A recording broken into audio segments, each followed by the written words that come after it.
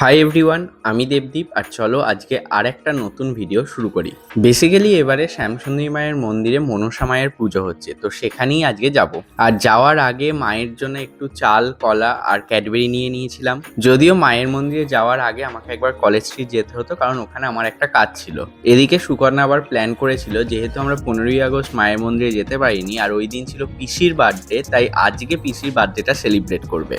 তাই মনসা মায়ের পুজো, ভোগ খাওয়া আর সবশেষে পিসির বার্থডে সেলিব্রেশন, এই সব নিয়েই থাকছে আজকের এই ছোট্ট মিনি ব্লগটা। তো যেমনটা বলছিলাম, মন্দিরে যাওয়ার আগে চলে এসেছিলাম কলেজ স্ট্রিটে, তো সেখানে আধ ঘন্টার মধ্যে পুরো কাজটা মিটিয়ে এবার আমি যাব হচ্ছে মায়ের মন্দিরে। তবে মায়ের মন্দিরে যাওয়ার আগে মিয়ামারি থেকে একটা এগলেস কেকও নিতে হবে, কারণ ওই যে বললাম পিসির বার্থডে।